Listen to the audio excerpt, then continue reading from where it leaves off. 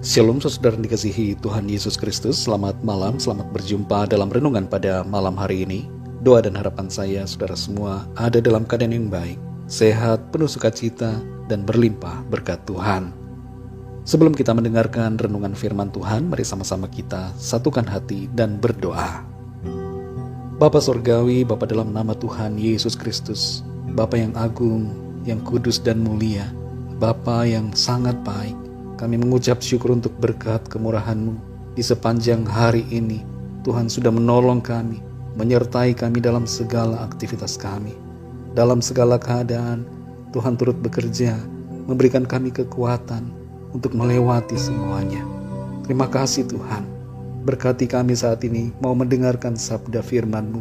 Jamah hati kami, berikan pengertian untuk memahami akan kehendak-Mu. Dalam nama Tuhan Yesus kami berdoa. Haleluya, amin.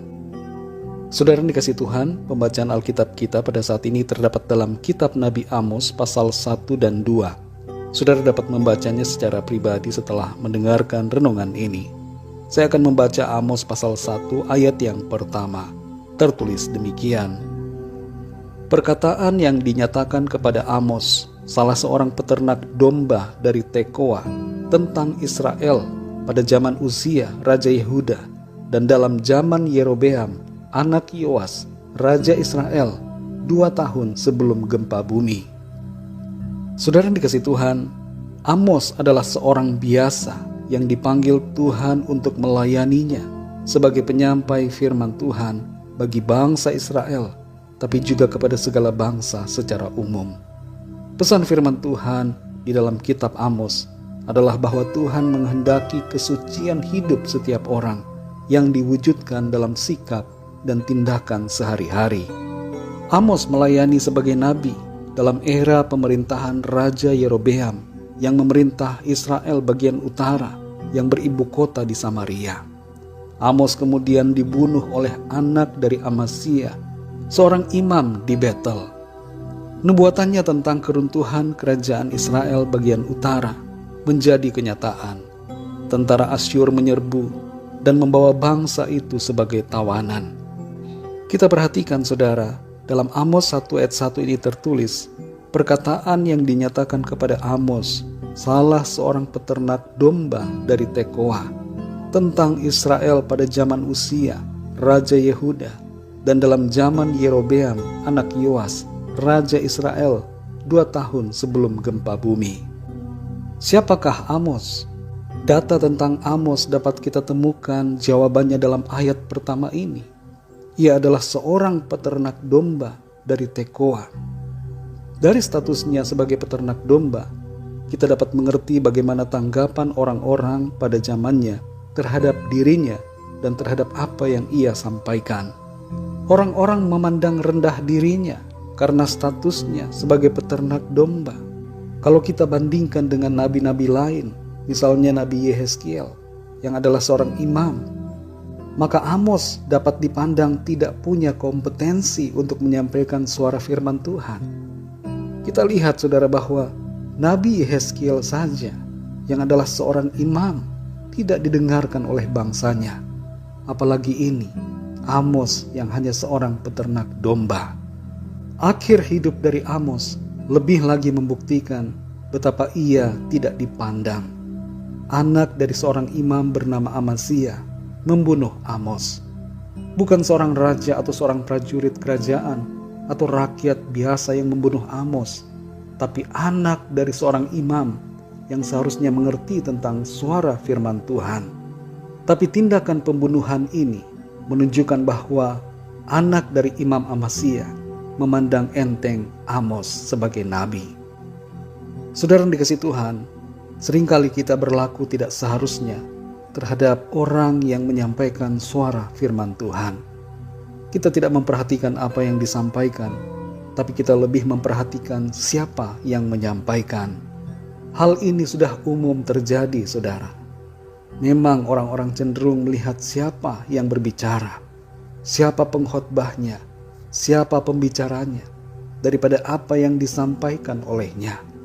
Dan apabila ada orang-orang tertentu yang berbicara tentang firman Tuhan, kita memandang enteng karena statusnya yang mungkin nampak rendah. Bagaikan seperti Amos yang adalah seorang peternak domba, sehingga kita tidak mau mendengar. Dalam lingkungan keluarga, kita seringkali mengabaikan suara dari anak-anak kita, suara dari suami atau suara dari istri, suara dari orang tua. Kita memandang rendah nasihat yang disampaikan karena kita menganggap diri kita lebih superior, lebih pintar, dan lebih hebat.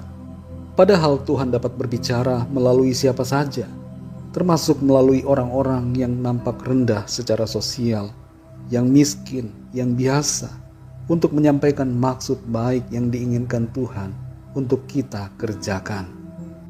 Mari saudara yang dikasihi Tuhan, kita peka dan dengarkan suara Tuhan yang Ia sampaikan melalui orang-orang di sekitar kita.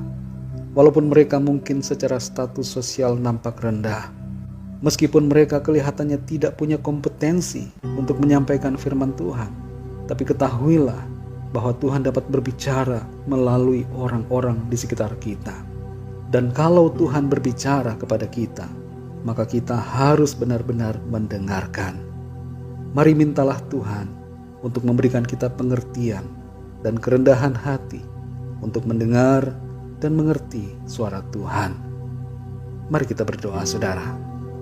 Bapa kami yang di sorga, Bapa dalam nama Tuhan Yesus Kristus, kami bersyukur untuk firman-Mu yang sudah kami dengar pada saat ini, yang mengajar kami, membentuk kami untuk menjadi pribadi-pribadi yang rendah hati, mau mendengarkan orang-orang yang berbicara, menyampaikan firman Tuhan kepada kami. Kami akui ya Tuhan, bahwa seringkali kami masih bersikap tinggi hati.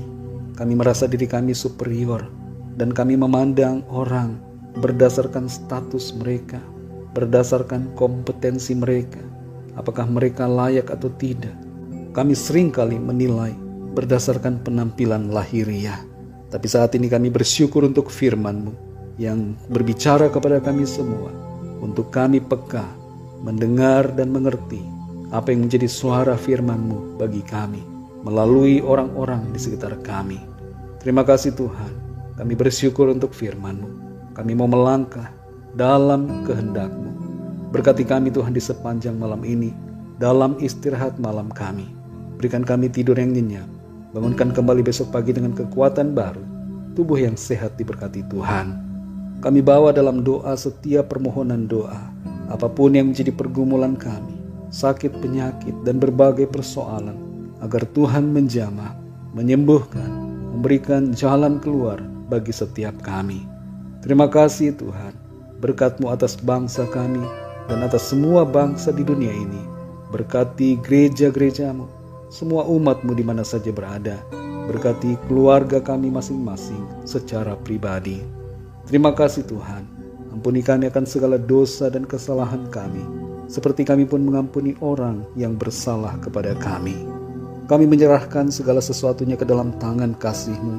Kami percaya Tuhan berkarya, bekerja dalam kehidupan kami, membawa kami masuk dalam rencana Tuhan yang baik, yang indah dan sempurna. Dalam nama Tuhan Yesus Kristus, Tuhan dan Juru Selamat kami sudah berdoa dan mengucap syukur. Haleluya, amin.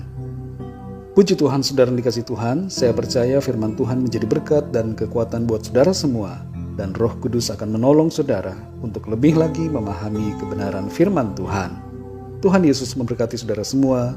Selamat malam, selamat beristirahat, dan sampai jumpa dalam renungan yang berikutnya. Haleluya.